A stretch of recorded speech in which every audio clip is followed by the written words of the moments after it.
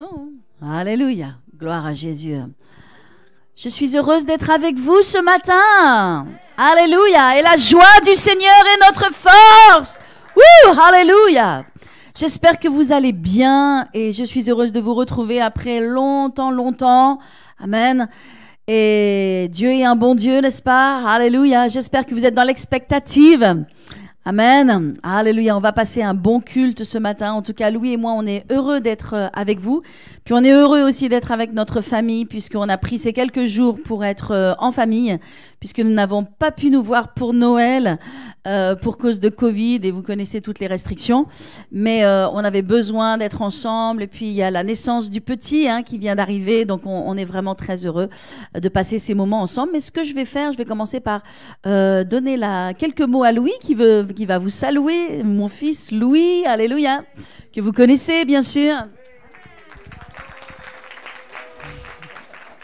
Bonjour à tous, merci à tous, bonjour à tous. Je suis Louis, le petit-fils de ma grand-mère, votre pasteur, et de mon grand-père, Bernard Sebillot. Donc je suis très content d'être parmi vous ce matin. Ça faisait longtemps qu'on n'était pas venu, qu'on n'avait pas pu venir. Mais en tout cas, je suis content d'être là parmi vous, d'être dans cette belle église avec de nouveaux visages, de nouvelles personnes que je vois. Et donc ça fait vraiment plaisir. Et voilà, nous sommes ensemble, nous sommes une famille, nous sommes à Paris. Mais vous êtes dans notre cœur depuis Paris. Nous prions pour vous, nous prions pour Vichy. Et nous sommes une famille ensemble et voilà, que Dieu vous bénisse. Et tu voulais que je partage un mot, quelque chose? Donc ma mère et ma grand-mère m'avaient demandé de partager peut-être un petit encouragement pour vous ce matin. Et donc c'était ce matin qu'ils me l'ont demandé. Mais voilà, il n'y a pas très longtemps. Mais ce que j'avais dans mon cœur lorsqu'on était en train d'adorer, lorsqu'on était en train de chanter ce chant prosterné, nous t'adorons Seigneur, c'est vraiment que nous, en tant qu'enfants de Dieu, la place de l'adoration et de la louange que nous devons mettre dans notre vie. Et en fait, ce n'est pas quelque chose d'anodin, ce n'est pas des chants que nous chantons ensemble pour créer une communauté, pour créer un lien entre nous, mais c'est réellement un lien entre nous et le ciel, parce que le ciel est rempli de louanges, le ciel est rempli d'adoration. Les anges louent et adorent constamment Dieu.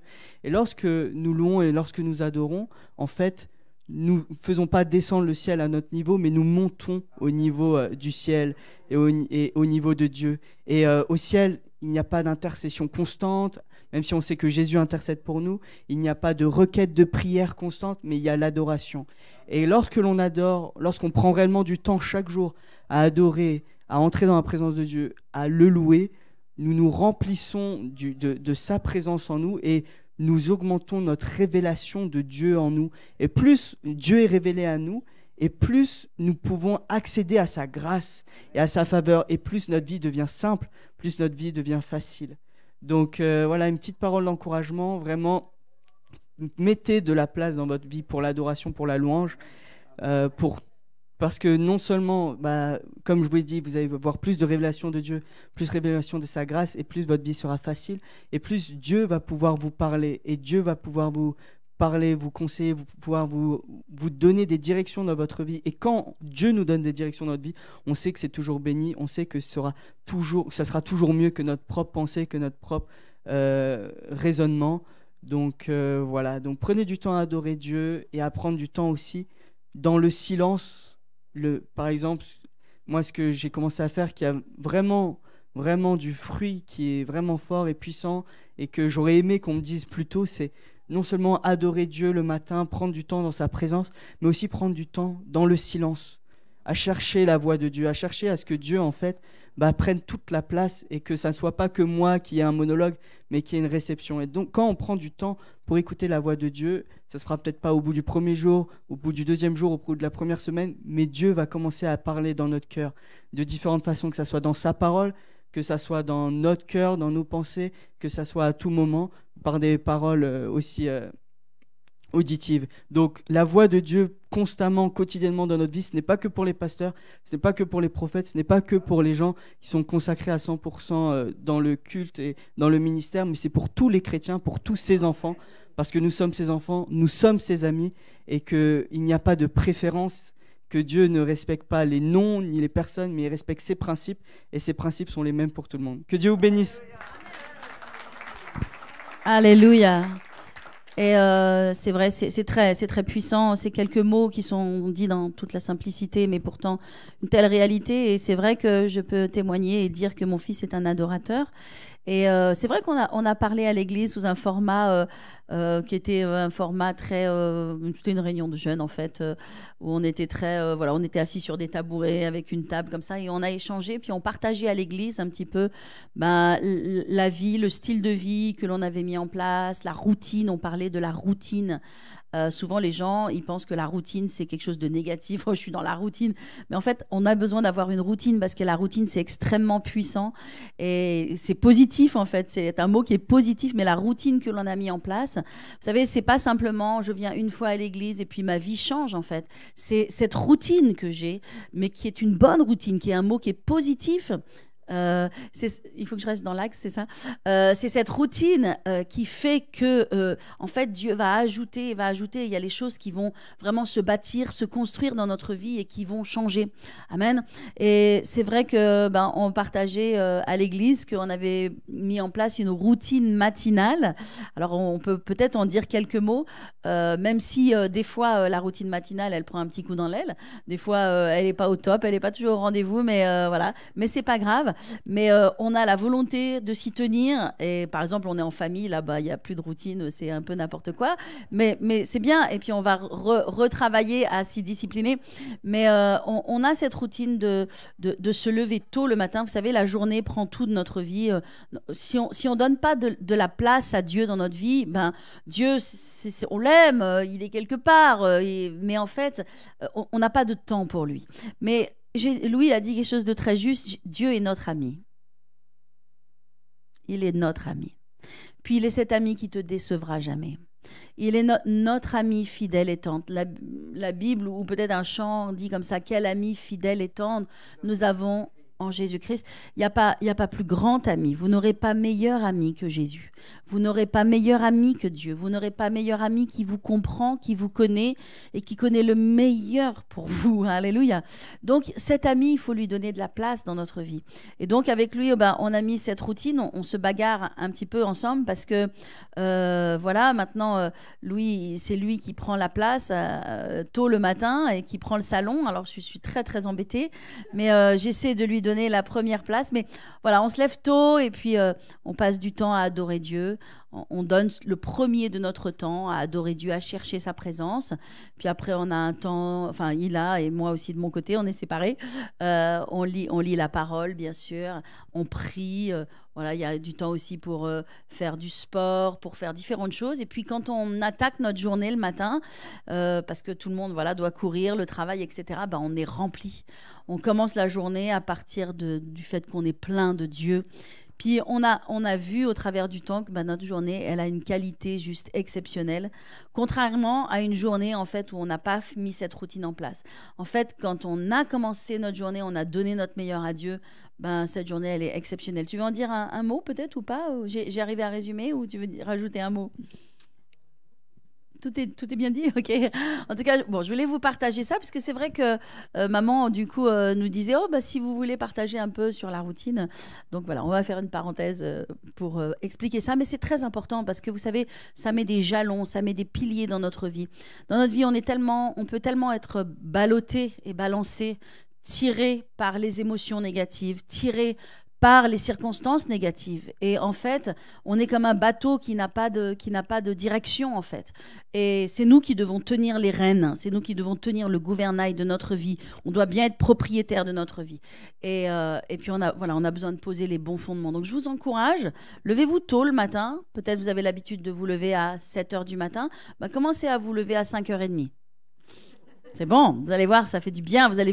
Pour ça, il faut se coucher à la bonne heure. Il faut toujours se coucher avant minuit. Nous, on est des couches-tard.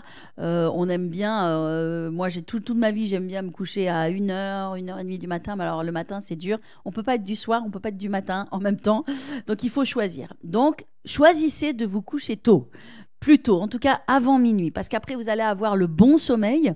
Et ce bon sommeil, vous n'avez pas besoin d'énormément de sommeil pour après vous lever et vous êtes bien. Amen.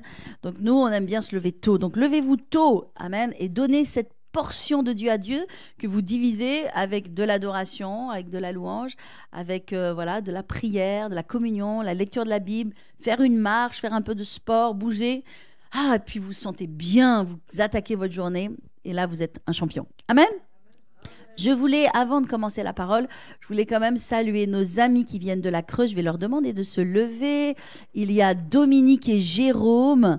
Voilà. Et Suzy, hein, c'est ça. Et Suzy. Et ok. Oh, mais il y a plus encore. Ok, rappelez-moi vos prénoms. Mélodie et Aurélie. Ok, merci d'être là. Est-ce qu'on peut les applaudir bien fort? Ils nous viennent de la Creuse quand même. Merci à vous, vous pouvez vous asseoir. Alors, qui est-ce qui est leader? Qui est-ce qui est leader? Ok, tous les trois, vous êtes leader.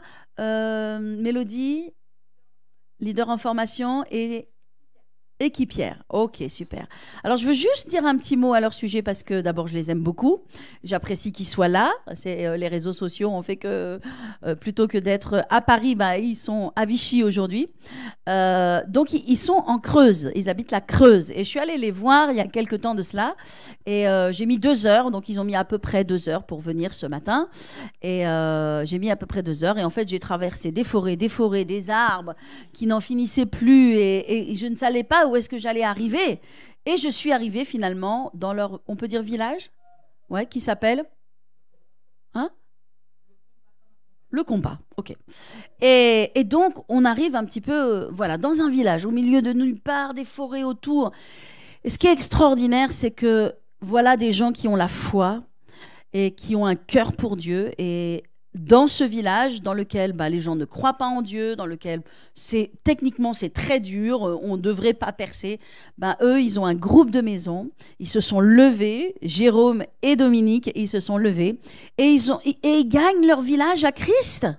Et les gens se tournent vers Dieu, et ils ont une joie, un enthousiasme, et ils sont nombreux là-bas. Et il y a vraiment beaucoup de gens, et les gens, ils les amènent à Paris. Ils les amènent dans notre église à Paris-Centre Chrétien. Donc, je peux vous imaginer le zèle que les gens ont. Et ils vont à Paris-Centre Chrétien pour faire la rencontre avec Dieu. Ils vont à Paris-Centre Chrétien pour être baptisés. Donc, ils mettent 5 heures de route pour arriver à Paris-Centre Chrétien le week-end. Et ils font juste un travail merveilleux. Et c'est pour ça, j'aimerais vous dire qu'on ne doit pas se limiter pour Dieu. Amen. Il ne faut pas se limiter pour Dieu. Parce que quand on comprend le message de l'évangile, quand on comprend ce que Jésus a fait pour nous, alléluia, on veut se lever pour Dieu. On veut partager, alléluia. Et c'est ce que Dieu nous appelle à partager la bonne nouvelle. Parce que nous n'avons pas une mauvaise nouvelle. Le monde est rempli de mauvaises nouvelles. Mais nous avons une bonne nouvelle. Et cette bonne nouvelle, elle est exceptionnelle. Elle est extraordinaire. Alléluia. Et nous allons la partager ce matin. Et ce matin, je vais vous partager la parole de Dieu et nous allons nous encourager dans la bonne nouvelle. Donc, j'aimerais que vous disiez à votre voisin, alléluia, nous avons une bonne nouvelle. J'ai une bonne nouvelle. Je vais partager cette bonne nouvelle. Alléluia. Est-ce que vous vous rendez compte, mes amis, de la bonne nouvelle que nous avons? Nous avons une nouvelle extraordinaire à partager à propos de l'amour de Dieu. Que Dieu n'est pas un mauvais Dieu, il n'est pas un méchant Dieu, il est un bon Dieu. Il est un Dieu exceptionnel, il est ce Dieu qui nous aime. Il ne nous juge pas, il ne nous condamne pas, mais il nous aime. Et il est mort pour nous, il est mort pour nos péchés, il est mort pour nos erreurs, il est mort pour nos transgressions. Il nous a rien demandé en retour. Il l'a fait gratuitement, il l'a fait généreusement. Il est mort pour nous donner, la Bible dit, la vie en abondance. Donc mes amis, tout ce qui n'est pas de la vie en abondance n'est pas de Dieu. Parce que la seule vie que nous sommes appelés à vivre et que je suis appelé à vivre, toi et moi, nous sommes appelés à vivre la vie en abondance. Et quand je dis en abondance dans tous les domaines de notre vie. en abondance dans notre vie émotionnelle, en abondance dans notre vie professionnelle, en abondance dans notre vie financière, en abondance dans notre vie familiale, en abondance. Dieu nous appelle à vivre heureux. Et c'est possible de vivre heureux parce que Dieu nous a donné sa grâce. Et j'aimerais vous parler un petit peu ce matin de la grâce. Parce que la grâce, c'est le message de l'Évangile. La Bible nous dit que lorsque Jésus est venu, n'est-ce pas, il a commencé son ministère. Et lorsqu'il a commencé son ministère, il a passé dans le désert, il a été testé, vous connaissez toutes ces choses, puis il est allé dans sa synagogue, dans son église, là où il avait l'habitude d'aller. Puis il a demandé le parchemin, la Bible de l'époque, et il a déroulé le parchemin, et il l'a ouvert dans un endroit qui s'appelle Ésaïe 61, et il a dit cette parole de Ésaïe 61 que je vais vous lire si je l'ai avec moi, et je crois que je l'ai avec moi. Alléluia. Il est écrit, il se rendit à Nazareth où il avait été élevé, il entra dans la synagogue pour faire la lecture du livre du prophète Ésaïe. Et l'ayant déroulé, il trouva l'endroit où il était écrit « L'Esprit du Seigneur est sur moi, parce qu'il m'a oint pour annoncer une bonne nouvelle aux pauvres.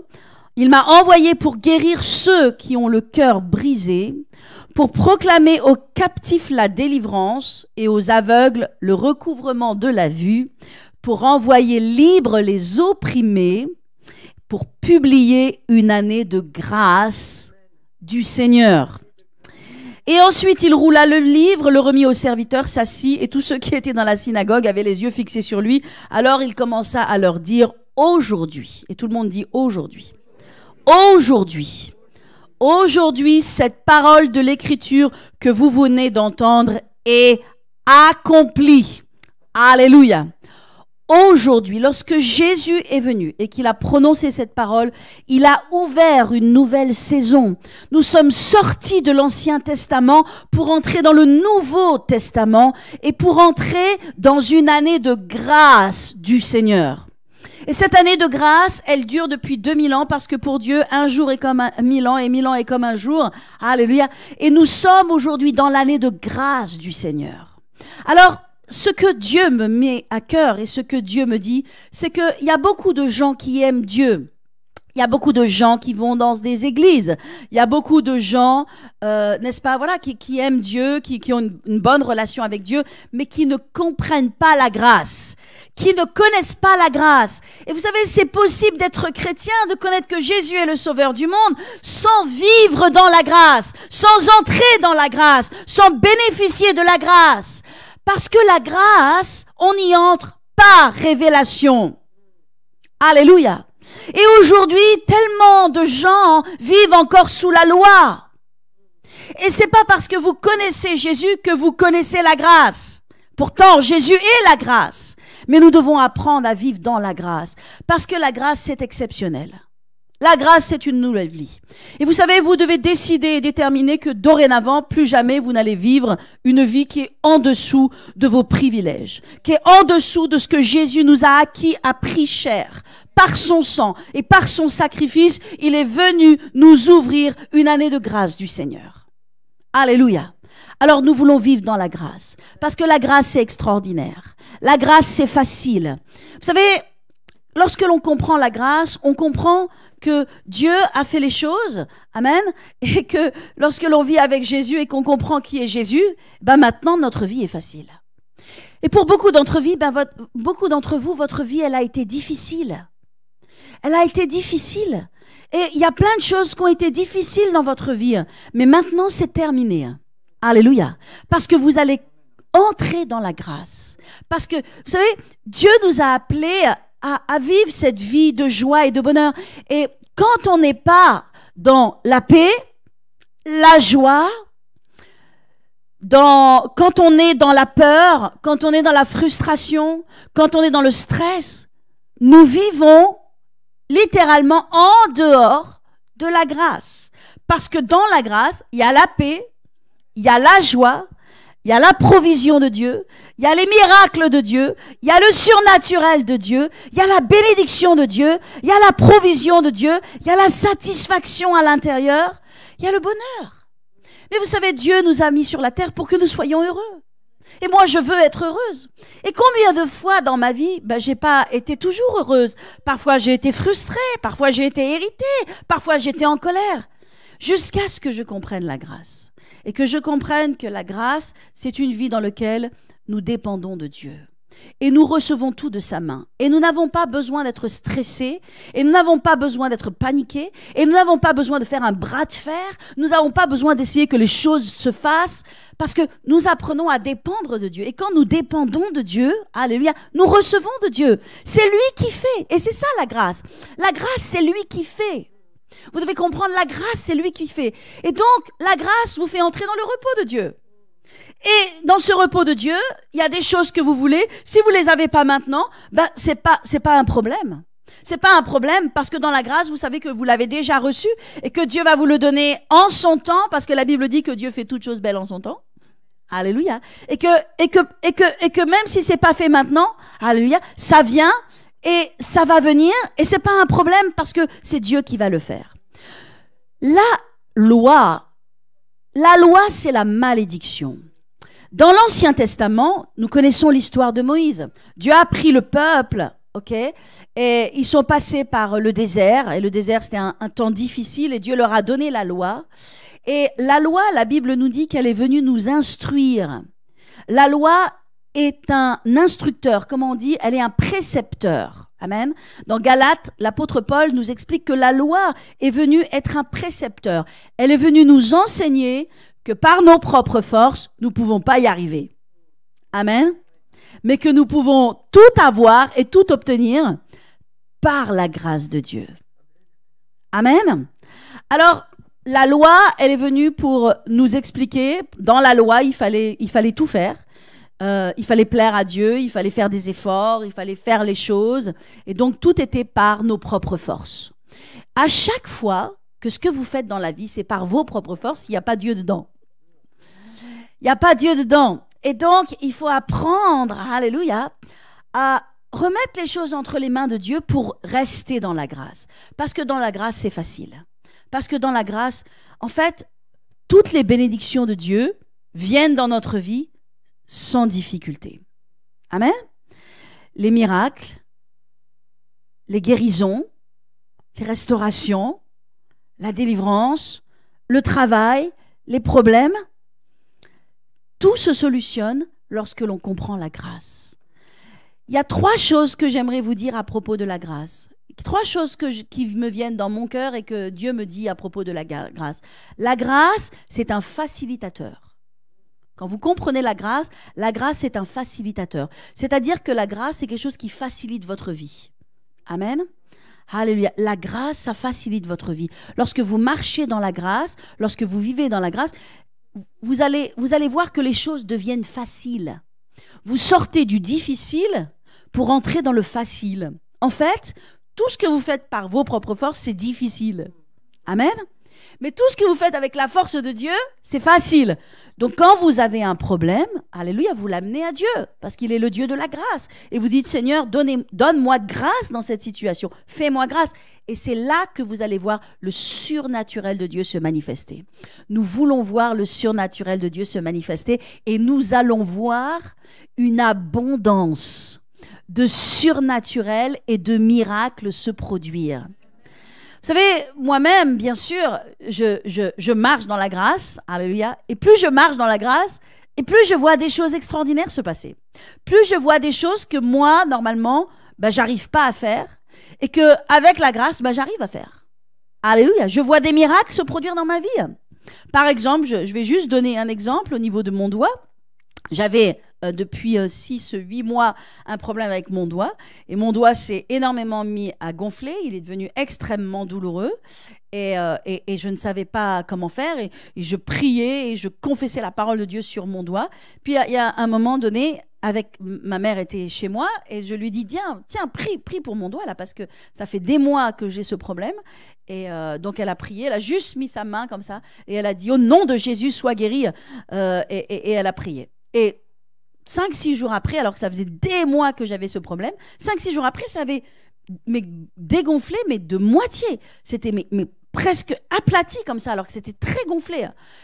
Et j'ai dit, waouh, mais c'est super, alléluia, merci Seigneur, mais il en reste encore un peu, alléluia. Alors je vais demander à la grâce de Dieu de le faire. Amen. Et c'est ce que l'on doit faire. Je vais demander à la grâce. Oh Seigneur, merci pour ta grâce. Alléluia, merci parce que tu es un Dieu de miracles. Vous savez, le nombre de choses, ne limitez pas Dieu. Ne limitez pas Dieu. Dieu peut tout faire. Dieu peut tout faire. Nous étions avec des serviteurs de Dieu assez exceptionnels, extraordinaires, qui étaient chez nous dans notre église la semaine dernière, David et Stéphanie Herzog. Et dans leur ministère, et parfois dans leurs réunions, il y a une telle gloire de Dieu, il y a une telle présence de Dieu. Il y a des gens qui ont perdu jusqu'à 35 kilos dans la réunion. Ne limitez pas Dieu. Dieu peut tout faire. Il peut tout guérir, il peut tout changer, il peut tout transformer. Si nous apprenons à nous connecter à lui et à dépendre de lui. Alléluia. La Bible dit que la grâce de Dieu, source de salut pour tous les hommes, a été manifestée. La grâce de Dieu, c'est Jésus. C'est pour ça que je ne peux pas avoir une religion. Parce que les gens, quand ils ont une religion, ils ont Dieu, ils ont des rites, ils ont des rituels, mais ils n'ont pas la communion. Mais la communion avec Jésus, c'est ça qui nous fait entrer dans cette grâce. Dieu est grâce. Alléluia. Amen. Donc, la grâce de Dieu, elle est les sources de salut.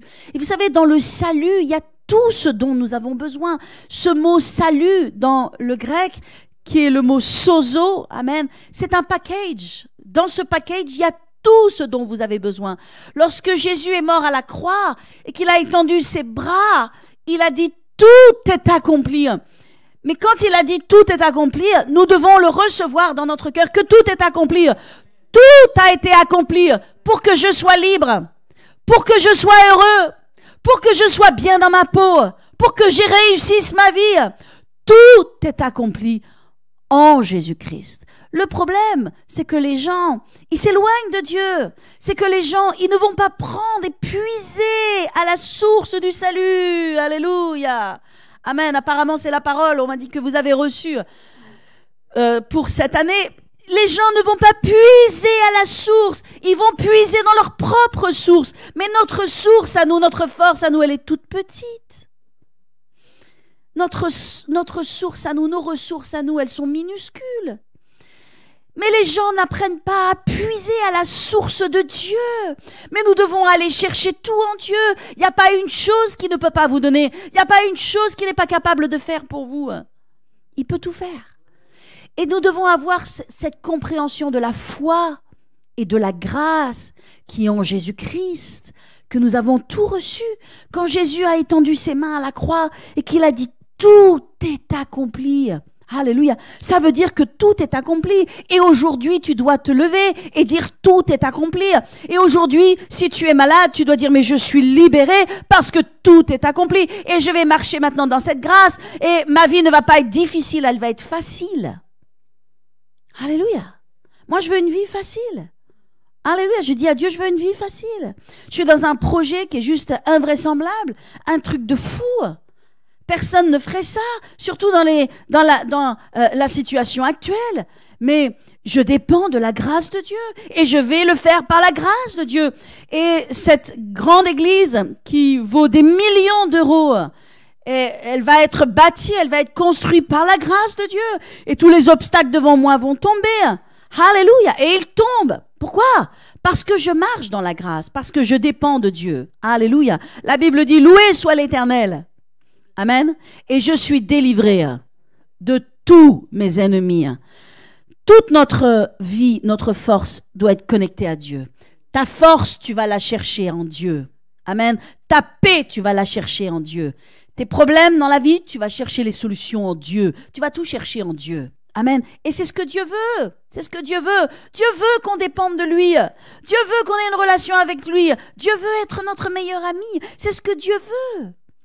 Alléluia. Vous savez, il y a cette espèce de fausse pensée en France. Oh oui, non mais moi je fais pas part de mes besoins à Dieu parce que Dieu est déjà tellement occupé. Il est déjà tellement occupé avec tous les besoins des autres. Donc, mais non, mais Dieu, il est omnipotent, il est omniscient. Alléluia. Et il est omniprésent. On peut pas limiter Dieu. Ne limitez pas Dieu. Dieu peut tout faire. Dieu peut tout changer. Alléluia. Il est le Dieu qui peut. Amen. Donc, il faut entrer dans la grâce. Alors, j'ai dit la grâce, c'est un facilitateur. C'est vrai que la grâce, c'est un facilitateur. La grâce de Dieu rend les choses faciles. Amen. Par exemple, Jésus dit à ses disciples, allez à la ville et allez chercher un ânon, ok?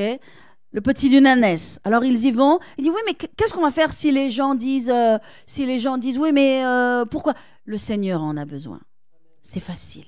Et avec Jésus, on voit les disciples, ils ont marché avec Jésus. Tout était facile. Il y a des impôts à payer.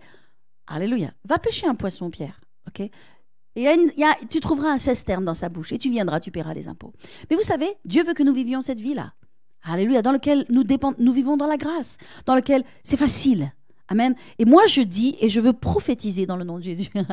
Je veux prophétiser sur vous, je veux prophétiser sur moi, je veux prophétiser sur vos entreprises, sur vos situations personnelles, et je veux déclarer dans le nom de Jésus, c'est facile. C'est pas difficile, c'est facile. Est-ce que quelqu'un peut dire Amen avec son cœur? Si tu le reçois, dis Amen. Alléluia. Mais les temps difficiles sont passés. Les temps faciles, c'est maintenant. Avec l'aide de Dieu, avec la grâce de Dieu, c'est facile. Donc la grâce, c'est premièrement un facilitateur. Alléluia. Deuxièmement, la grâce, c'est un multiplicateur. Ça veut dire que toi, tu peux faire tant, mais Dieu, il peut faire bien au-dessus et bien au-delà. Jésus est avec ses disciples, il y a une foule, il y a 5000 hommes, ça veut dire probablement 10 à 15 000 personnes qui sont là autour de lui. Et ils sont en train d'écouter la parole, ils boivent la parole, ils oublient même de manger, de boire, etc. Et au bout d'un moment, Jésus dit, non mais cette foule, elle doit avoir faim. Et les disciples disent, parce que c'est comme ça que nous pensons dans le naturel, les disciples disent, renvoie-les Seigneur, il faut qu'ils rentrent chez eux, qu'ils aillent rentrer manger. Et Jésus dit aux disciples, donnez-leur vous-même à manger. Oh my God! Tu dis, mais c'est pas possible, quoi.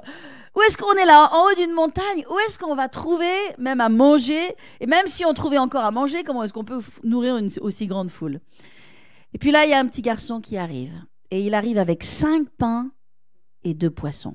Mais vous savez, 5, c'est le chiffre de la grâce. Et quand le 5, qui est la grâce, rencontre 5 pains, rencontre les 2 poissons, parce que le poisson, c'est le signe du chrétien, c'est le signe du disciple.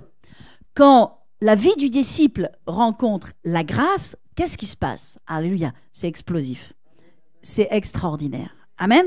Le poisson, c'est le signe du disciple. C'est quelqu'un... Le poisson, c'est toujours le signe du chrétien, n'est-ce pas? C'est frétillant un poisson, c'est vivant un poisson, c'est plein de vie, ça reste dans l'eau. Et c'est nous les chrétiens, nous devons être frétillants, nous devons être zélés, nous devons être joyeux, nous devons être heureux, nous devons faire tout ce que Dieu nous appelle à faire avec joie. C'est ça être un chrétien, alléluia, parce qu'on est connecté à Dieu. Parce qu'on est connecté à Dieu. C'est tellement facile quand on est connecté à Dieu. Le problème, c'est qu'on se connecte à plein de sources qui sont des mauvaises sources. On se connecte à des sources de colère, à des sources de frustration, à des sources démoniaques, à des sources d'oppression, à des pensées négatives. Alors, on est déconnecté de Dieu, alors tout devient dur. Mais avec Dieu, tout est facile. Tout est facile. Tout est facile. Je vous le dis, tout est facile. Donc, la grâce, c'est un facilitateur. Amen. La grâce, c'est un multiplicateur. Quand le poisson, le chrétien qui aime Dieu, rencontre les 5 pains ensemble, amen, Jésus prie, alléluia, et voici qu'il va distribuer les 5 pains et les 2 poissons à la multitude. Mais ce miracle de multiplication, il n'est pas juste pour le temps de Jésus. Amen. La grâce, elle multiplie sur ta vie les bontés de Dieu. La grâce, elle multiplie la paix, elle multiplie la joie. Amen. Nous n'avons pas le droit d'être tristes. Nous n'avons pas le droit d'être malheureux. Nous n'avons pas le droit de vivre en dessous de nos privilèges. Nous devons vivre comme Dieu nous appelle à vivre. Est-ce que ça vous parle ce que je vous dis? Est-ce que vous comprenez ça? Amen. Donc la grâce, c'est un multiplicateur. Et je dirais que la grâce, c'est aussi un accélérateur. Amen. Parce que Dieu est capable d'accélérer. Alléluia. Il y a des choses qui devraient prendre 30 ans, Dieu peut les faire en 3 ans. Amen. Il est un accélérateur. Il peut accélérer ta guérison. Il peut accélérer ta restauration. Il peut accélérer une vie nouvelle pour toi. Il peut accélérer toute espèce de bonnes choses. Et ce que Dieu me montrait dans mon cœur, c'est que je me rappelle cette histoire où Jésus était en train de prier sur la montagne, prier son Père. Vous voyez, il était en communion avec son Père céleste. Et puis voilà que il va rejoindre les disciples, et les disciples, ils ont déjà nagé 25 à 30 stades, nous dit la Bible. Et ils sont là au milieu de la mer, et puis ils voient Jésus arriver, ils sont effrayés, oh, ils se mettent à crier, et puis Jésus leur dit, n'ayez pas peur, rassurez-vous, c'est moi. Alléluia. N'oubliez pas que Jésus a les paroles de la vie. Amen. Il a les paroles de la vie pour nous. Personne n'a les paroles de la vie. Jésus a les paroles de la vie éternelle. Alléluia. N'ayez pas peur. Et c'est ce que le Seigneur vous dit aujourd'hui. N'aie pas peur. N'aie pas peur. Rassure-toi. C'est moi. Amen. Et la Bible nous dit que lorsqu'il est entré dans la barque, lorsqu'il a touché la barque, chou, immédiatement, la barque est arrivée. Immédiatement, la barque a abordé. Donc, ils ont eu une transportation. Hyper vachement rapide. Alléluia. Vous savez pourquoi? Parce que Dieu est un accélérateur. Il peut accélérer les choses. Il peut accélérer les promesses de Dieu dans ta vie. Il peut accélérer toute espèce de choses. Amen. Donc, vous comprenez combien on a besoin de la grâce de Dieu. La grâce de Dieu, c'est extraordinaire. La Bible est remplie de versets qui parlent de la grâce. Amen. Il est écrit, alléluia, dans Timothée, Paul parle à Timothée et il lui dit, toi donc mon enfant, 2 Timothée 2:1, toi donc mon enfant, fortifie-toi dans la grâce qui est en Jésus-Christ. Donc qu'est-ce que Dieu demande à l'église de Vichy? Amen. À Revivre Centre Chrétien, fortifie-toi dans la grâce qui est en Jésus-Christ. Amen. Dans Actes 13, verset 43, ils sont à Antioche. Il y a, en fait, c'est Paul et Barnabas, ils sont à Antioche. Beaucoup de Juifs, nous dit la Bible, et de prosélytes pieux les suivent. Et Paul et Barnabas vont dire à ce réveil qu'ils font à Antioche, à cette église qui va naître à Antioche, qu'est-ce qu'ils vont dire? Il est écrit, ils les exhortèrent, dans Actes 13, 43, ils les exhortèrent à rester attachés à la grâce. Parce que c'est tellement facile de s'attacher à d'autres choses. Reste attaché à la grâce. La grâce, c'est ce qui va te sauver. La grâce, c'est ce qui va amener la vie dans ta vie. La grâce, c'est ce qui va pourvoir à tes besoins. La grâce, c'est ce qui va te donner une nouvelle maison. La grâce, c'est ce qui va t'ouvrir des portes qui sont fermées. La grâce. Vous savez, il y a tellement de grâce. Quand je regarde ma vie, je vois la grâce. Amen. Je vois la grâce. La grâce d'avoir servi Dieu. La grâce d'avoir suivi Dieu. Alléluia. Quand je vois la vie de mes parents, je vois de la grâce. Amen. Je vois la grâce. Et hier, j'en parlais, puisque, je ne sais pas si vous savez ou pas, mais à un moment donné, mes parents vont déménager et ils seront beaucoup plus proches donc, de Vichy puisqu'ils vont s'installer à Bellerive, c'est ça? Et donc, je visitais les lieux avec ma famille hier et je regardais ces lieux et je disais, mais quand même, mais c'est quand même incroyable. Mais c'est incroyable. Mais c'est incroyable. Parce que c'est la grâce. Parce que c'est la grâce. Ce truc, c'est un truc de dingue. C'est vraiment une bénédiction. C'est immense. C'est extraordinaire. Et vous savez ce que c'est? C'est la grâce. Parce que la grâce, elle te donnera ce que toi, tu ne peux pas avoir par tes propres forces. La grâce, elle te donnera ce que tu ne peux pas acquérir. Je vois moi-même dans ma propre vie. Vous savez, là où je vis, c'est une grâce. Là où je vis, c'est une grâce. La maison dans laquelle je vis et la vie que j'ai, c'est une grâce de Dieu. Je ne l'ai pas cherché, je ne l'ai pas voulu, mais Dieu l'a amené dans ma vie par grâce. Et donc, Dieu amène dans la vie des gens par grâce. Si vous suivez Dieu, si vous marchez avec Dieu, si vous êtes un enfant de Dieu, vous pouvez vous attendre à ce que Dieu fasse des grandes choses dans votre vie, parce qu'il le fait par grâce. Moi, la façon dont Dieu m'a donné ma maison, la valeur qu'a pris ma maison, le lieu dans lequel Dieu m'a donné ma maison, ce n'est que pure grâce. Ce n'est que pure grâce. Donc, il y a tellement de choses que nous recevons par la grâce. Tout nous vient par la grâce. Donc, la Bible nous dit que nous devons nous fortifier dans la grâce. Que nous devons nous attacher à la grâce. Dans Ésaïe, j'ai pris quelques versets, je vais vous les lire. Dans Ésaïe 49, verset 8, il est écrit « Ainsi parle l'Éternel », donc ça c'est dans l'Ancien Testament, au temps de la grâce. L'Ancien Testament n'était pas encore le temps de la grâce, mais au temps de la grâce. Nous sommes au temps de la grâce. Amen. Les gens qui ont vécu dans l'Ancien Testament n'ont pas vécu au temps de la grâce. Nous, nous vivons au temps de la grâce. Au temps de la grâce, je t'exaucerai. Au jour du salut, c'est aujourd'hui le jour du salut, je te secouerai, je te garderai et je t'établirai. Alléluia. Ce sont les promesses de Dieu. Dans 1 Pierre 1,13, il est écrit « Saignez les reins de votre entendement, soyez sobres, et ayez une entière espérance dans la grâce. » My God. Ayez une entière espérance dans la grâce de Dieu pour vous. Ayez une entière espérance que quand vous dépendez de Dieu et que vous êtes connecté à Dieu, Dieu va amener le meilleur dans votre vie. Ayez une entière espérance dans la grâce. Amen.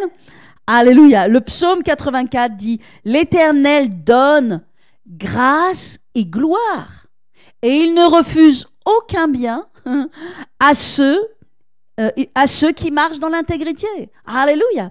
Amen. Donc l'Éternel donne grâce et gloire, et il ne refuse aucun bien. Donc vous devez comprendre que la grâce est dans tous les domaines. La grâce est dans ta vie financière, la grâce est dans ta santé, c'est dans ton corps, alléluia. La grâce est dans tes projets. La grâce. Est-ce que vous en voulez de la grâce? Est-ce que vous voulez vivre selon la grâce? Alléluia. Amen. J'ai pas toujours compris la grâce. J'ai pas toujours eu une révélation de la grâce. J'ai entendu parler de la grâce, mais entre entendre parler de la grâce et vivre dans la grâce, c'est autre chose. J'ai entendu parler de la grâce, mais je n'ai pas toujours vécu dans la grâce. Mais maintenant, je suis accrochée à la grâce, attachée à la grâce. Je vis par la grâce. Toutes les choses qui m'arrivent et lorsqu'il y a des problèmes, je les remets entre les mains de Dieu et je m'attends à sa grâce. Et je parle la grâce. Alléluia. Amen. Et je vois la grâce de Dieu se manifester parce que Dieu est fidèle. Alléluia. Amen. Encore un bon psaume que vous connaissez bien. Vous connaissez le psaume 23. Parce que s'il y en a un qui connaissait la grâce, c'est bien David. Hein? Et comment est-ce qu'il termine le psaume 23? Il commence « L'Éternel est mon berger, je ne manquerai de rien. Il me fait reposer dans de verts pâturages. Il restaure mon âme. » Je vais faire rapide. Ok, vous voulez qu'on le lise, le psaume 23? Ok, quelqu'un peut le lire peut-être? « L'Éternel est mon berger, je ne manquerai de rien. » Oui. Je suis en train de... Si quelqu'un l'a... Ok, c'est pas grave. Le dernier verset du psaume 23, c'est « Oui, le bonheur et la grâce m'accompagneront tous les jours de ma vie. » Mais c'est cette vie dont on doit parler. C'est cette vie dont il est question. Amen. C'est cette vie que nous avons reçue en héritage. Nous sommes les enfants de Dieu. Nous ne sommes pas n'importe qui. Nous portons le nom de Dieu dans notre cœur. Nous aimons Dieu. Nous voulons honorer Dieu avec notre vie. Amen. Alléluia. Nous venons le dimanche dans sa maison pour l'honorer. Vous savez que c'est important le dimanche. Hein. C'est important, ça fait partie des commandements de Dieu. Hein. Il est écrit dans la Bible, et j'enseignais ça la semaine dernière à l'église, le sabbat, l'importance d'honorer le sabbat. Le sabbat, c'est un jour qui appartient à l'Éternel. Le dimanche, c'est le jour du Seigneur. C'est ce jour où on met de côté le linge, la voiture, les enfants, les loisirs, le sport, le machin truc. Ça, tu as lundi, mardi, mercredi, jeudi, vendredi, samedi, c'est tout à toi. Mais le dimanche, c'est le jour du Seigneur. Amen. Tous les jours appartiennent à Dieu. Mais le dimanche, c'est ce temps particulier. C'est important. Amen. Et mes amis, quand vous vivez avec Dieu et que vous honorez son nom, c'est ce que nous dit David. Oui, le bonheur et la grâce m'accompagneront tous les jours de ma vie et j'habiterai dans la maison de l'Éternel jusqu'à la fin de mes jours. En d'autres termes, je vais passer mon éternité avec Dieu. Amen. On est fait pour cette vie-là. On n'est pas fait pour une vie loin de Dieu. Tous les gens qui vivent loin de Dieu sont comme des poissons qu'on a enlevés de l'eau. Ils sont très malheureux, ils étouffent. Les gens sont dans la souffrance. Le monde est dans la souffrance. Aujourd'hui, avec le Covid, avec toutes les choses qui se passent, les gens souffrent. Les gens souffrent. Ils sont dans la peur, ils sont dans la dépression. Mais on n'est pas appelés à ça. Nous, on est appelés à vivre avec Dieu. On est des enfants de Dieu. Dieu vit à l'intérieur de nous. Plus grand est celui qui vit en nous que celui qui vit dans le monde. Alléluia. Nous sommes des enfants de Dieu et nous marchons avec Dieu et dans notre vie, nous expérimentons la grâce. Alléluia. Amen. Alors, je vais terminer. J'ai un signe de non. Merci, merci. Il y a deux choses que Dieu a mis dans mon cœur hier soir, et je ne sais pas pourquoi, mais ça m'est venu comme cela. Je pense qu'il y a des personnes qui en ont besoin. Dieu m'a donné deux passages de l'Écriture. Le premier passage, c'est dans 2 Rois 7, je crois. C'est l'histoire des 4 lépreux à la porte de Samarie. Les 4 lépreux à la porte de Samarie. Alors, pour vous raconter l'histoire, il y a des ennemis, mais vous savez, il y a toujours des ennemis. Le diable est notre ennemi. Nous avons un ennemi, mais nous avons un Dieu qui est plus grand que notre ennemi. Alléluia. Et cet ennemi, il a assiégé une ville qui s'appelait Samarie. Et le siège était tellement fort, c'est-à-dire l'oppression qu'il y avait sur cette ville, il la tenait, il l'encerclait tellement fort que plus personne ne pouvait rentrer ni sortir de cette ville de Samarie. Waouh! Donc les gens, ils étaient dans une telle oppression et ils n'avaient plus d'eau, ils n'avaient plus de nourriture, ils n'avaient plus rien. Mais à l'extérieur de cette ville, il y avait un camp de lépreux. Parce que le camp de lépreux, les lépreux, vous savez, ils ne pouvaient pas être au milieu de la ville, donc ils étaient les outcasts, ils étaient les rejetés, donc ils étaient à l'extérieur de la ville. Et puis alors eux, la crise était encore plus forte. Parce qu'eux, ils ne pouvaient même pas entrer dans la ville pour avoir quoi que ce soit. Donc eux, ils subissaient la crise, mais alors multipliée. Et ils étaient là dans ce camp, ces 4 lépreux, ils étaient là et ils se sont dit, mais qu'est-ce qu'on va faire? Et ils ont décidé, ils ont dit, on va se lever. Et vous savez, on est tous confrontés à des choix dans notre vie. Et ces 4 lépreux, ils se sont dit, soit on reste là et on meurt, soit on se lève et peu importe ce qui se passe, mais on se lève et quelque chose se passe. Alléluia. Et ils se sont dit, on va se lever, on va aller dans le camp des Syriens. Et si les camps des Syriens nous épargnent, s'ils ne nous tuent pas, ok, on vivra. Et puis s'ils nous tuent, mais on ne peut pas rester là parce que si on reste là, on va mourir. Et ils se sont levés, ayant foi en Dieu, que Dieu allait faire quelque chose. C'est pourquoi c'est important d'avoir foi. Parce que la foi, elle te met en action. La foi, elle te fait lever. Alléluia. La foi en Dieu, connectée avec Dieu. Alléluia. Et donc, ils se sont levés. Et puis, vous savez, comme ce sont des lépreux, les lépreux, ils portaient des petites clochettes. Vous savez, ils portent des clochettes dans leurs vêtements, à leurs pieds, etc. Parce que partout où ils vont, s'ils croisent des gens, ils doivent faire savoir qu'ils sont lépreux. Parce que lépreux égale impur, impur égale on ne s'approche pas. Donc il y a ce bruit de clochettes qu'ils ont lorsqu'ils marchent. On entend des clochettes. Et donc ces 4 lépreux, ils se sont mis en marche avec leur boulourie de clochettes. Alléluia. Et puis Dieu a fait quelque chose d'extraordinaire. Dieu a honoré leur foi. Mais vous savez, Dieu va honorer votre foi. Lorsque vous décidez de vivre par la foi et par la grâce, lorsque vous décidez de croire en Dieu, lorsque vous décidez que le ciel est avec vous, de croire que le ciel est avec vous, Dieu, il dit, hey, c'est ma fille. Il dit, hey, c'est mon fils, il croit en moi. Alléluia. Et Dieu va ouvrir les cieux pour vous. Amen. Et donc, ils se sont mis à marcher. Alléluia. Et ils arrivent vers le camp des Syriens. Et ils se rendent compte qu'ils rentrent dans le camp des Syriens et il n'y a plus personne. Tous les ennemis ont fui parce que Dieu a pris le bruit de ces clochettes et Dieu a amplifié, parce que Dieu est un multiplicateur, il a amplifié le bruit des clochettes et les Syriens, ils ont eu tellement peur, ils se sont dit, c'est toute l'armée d'Israël qui se met en marche contre nous, fuyons. Et ils ont eu tellement peur, ils ont tout abandonné sur place. Et ces lépreux, ils sont entrés dans ce camp-là. Et ils ont trouvé, wow, de l'or. Ils ont pris de l'or, ils ont mis de l'or dans leur poche. Ils n'en avaient jamais eu de leur vie. Ils avaient de l'or, des manteaux de fourrure, et des bijoux. Ils s'en sont mis plein. Puis il y avait de la nourriture. Alors ils sont assis, ils sont mis à manger. C'était un festin. Puis ils se sont dit, c'est pas bien ce que l'on fait. Parce qu'on est en train de profiter juste pour nous. Mais là-bas, ils sont dans la souffrance. Alors on doit partager. Alléluia.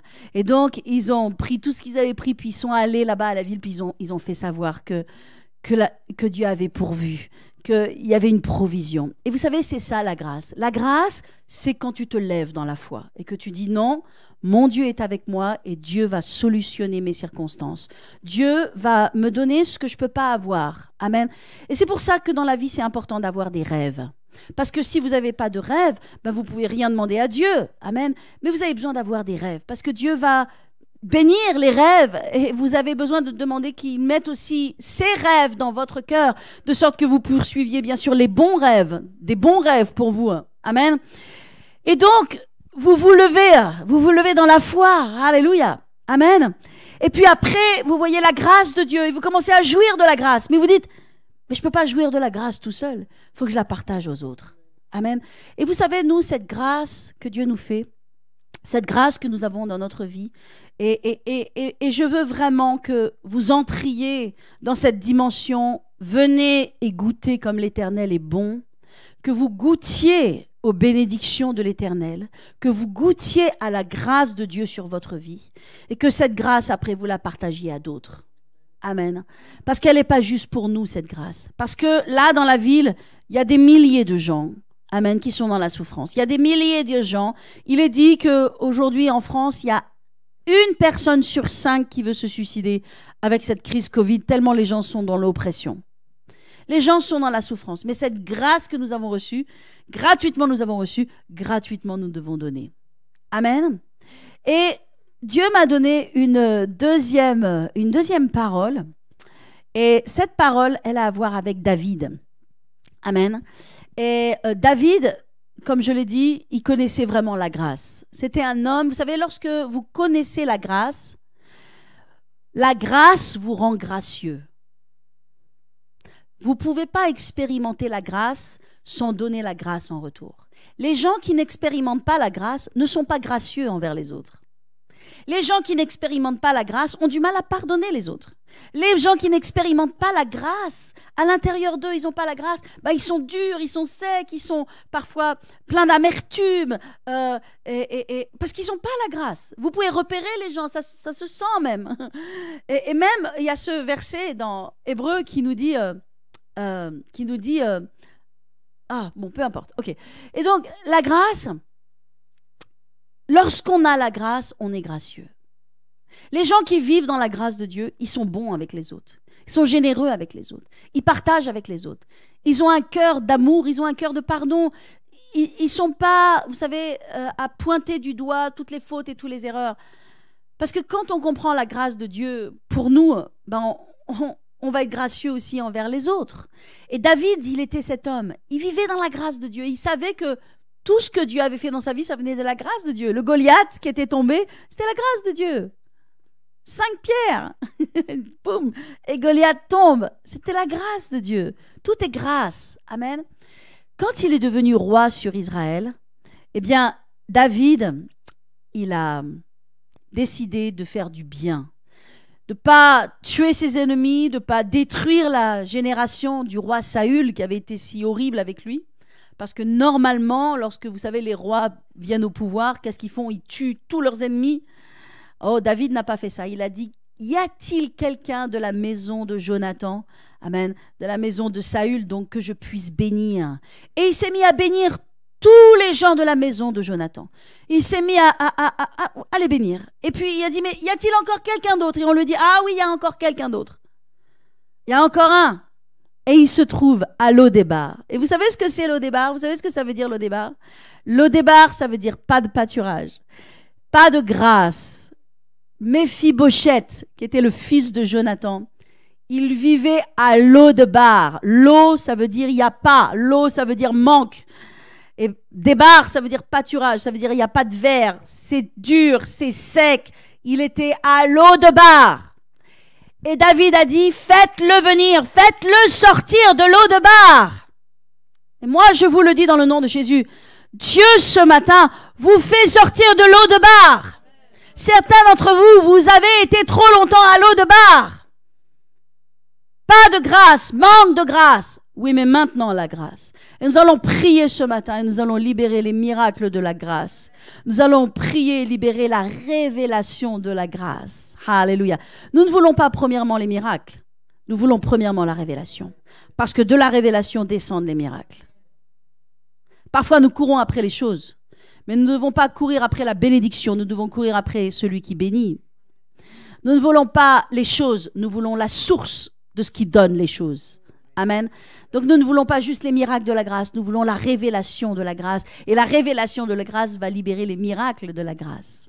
Alléluia. La Bible est pleine de miracles. La vie de Jésus est pleine de miracles. Lorsque Jésus est venu, qu'il a déroulé le parchemin et qu'il a dit maintenant, aujourd'hui, c'est le temps de la grâce. Alors je vais vous dire, aujourd'hui, c'est le temps de la grâce. Et moi et toi qui sommes connectés à Jésus, nous allons vivre dans la grâce, nous allons voir la grâce, nous allons voir la puissance de la grâce dans notre vie. Amen. Alléluia. Donc David, il a dit, faites sortir Méphibosheth. Alléluia. De Lo-debar et faites-le venir à la table du roi. Et ce Méphibosheth qui était perclus des pieds, qui était paralysé, qui était handicapé, amen, qui vivait dans la souffrance, qui vivait dans le rejet, qui était tout seul et abandonné, eh bien, il est venu, et c'est ça la grâce de Dieu. Et David représentait la grâce de Dieu. Il est venu et il l'a fait asseoir à la table du roi. David était un grand roi, mais il n'avait pas honte de faire asseoir Méphibosheth à la table du roi. Dieu n'a pas honte de vous. Dieu n'a pas honte de moi. Amen. Dieu veut nous faire asseoir à la table du roi. Alléluia.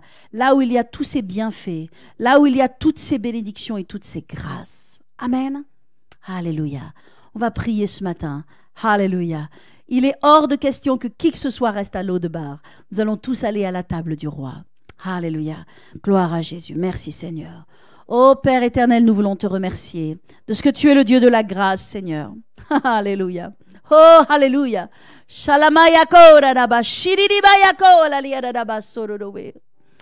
Oh, Rabashiriba, élevons notre voix vers Dieu, élevons nos mains vers lui, commençons à l'adorer. Alléluia. Shiriba baba sora rabashalama. Oh, alléluia. Sans toi, nous ne sommes rien, Seigneur. Sans toi, nous ne pouvons rien, Père. Alléluia. Shiriba yakola liaraba. Oh, alléluia. Tu es la source de toutes nos bénédictions, Seigneur. Tu es la source de notre vie. Nous ne pouvons pas vivre sans toi, Seigneur. Si vous priez en langue, si vous avez reçu le Saint-Esprit, ouvrez votre bouche ce matin. Faites monter au Seigneur un chant. Oh, Rabashiriba Yakora Rabashalaba. Endorida Baba Yakola Liara Rabashiriba. Oh, Rabashata Kalabayako Rababa Shereba. Endari Rabashiriba Yakola Liara Rabasora Raba. Oh, Rabashiriba Soro. Vous pouvez vous lever à votre place. Shelamayako. Élevez vos mains vers le ciel. Shalamayako Raba. Plus de toi, Seigneur. Shelamayako Raba Shereba. Indari Rababa Yakola Liara Rabashiriba. Plus de toi, éternel, dans nos vies. Alléluia. Sherema. Plus de ta grâce. Seigneur, je parle la grâce. Père, alléluia, ce n'est plus facile, ce n'est plus difficile, alléluia, mais c'est facile. Priez, allez-y, allez-y. Sherema yakora raba, koraba shalaba baba yakola mayake, ondari raba baba yakora raba shereba, alléluia raba shiriba yakora raba. Dieu de grâce, alléluia, sherema yakola ma, andari raba baba yakola ba shereba, shila ba yakola riara raba shiriba yawe.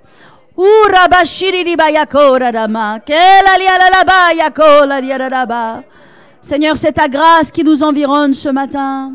C'est ta grâce qui descend sur nous, Seigneur. Tu nous l'as donné déjà il y a 2000 ans, mais ce matin nous l'accueillons dans nos cœurs. Ce matin nous accueillons le message de la grâce. Nous accueillons la dimension de la grâce. Nous accueillons la révélation de la grâce. Alléluia. Dans nos cœurs, Père. Shalama, que ta grâce se manifeste. Que ta grâce vienne et remplisse nos vies, Seigneur. Non plus par la force. Non plus par la force. Mais par mon esprit, dit l'Éternel des armées. Ce n'est pas par sagesse ni par force, mais c'est par mon esprit. En d'autres termes, ce n'est pas par des efforts humains ou ce n'est pas par un raisonnement intellectuel. Mais c'est par ma grâce, dit le Seigneur. C'est la grâce de Dieu qui va faire que vous allez vous marier. C'est la grâce de Dieu qui va amener la bonne personne dans votre vie. C'est la grâce de Dieu qui va ajouter des maisons, des choses. C'est la grâce de Dieu qui vous guérit. C'est la grâce de Dieu qui fait de vous un enfant de Dieu qui porte du fruit. C'est la grâce de Dieu qui fait que cette ville vient à Jésus. C'est la grâce de Dieu, c'est la grâce de Dieu. Parce que dans la grâce, c'est facile. C'est la grâce de Dieu qui vous délivre. C'est la grâce de Dieu qui restaure votre cœur. C'est la grâce de Dieu qui vous amène à la table du roi. Alléluia. Seigneur, nous libérons la grâce.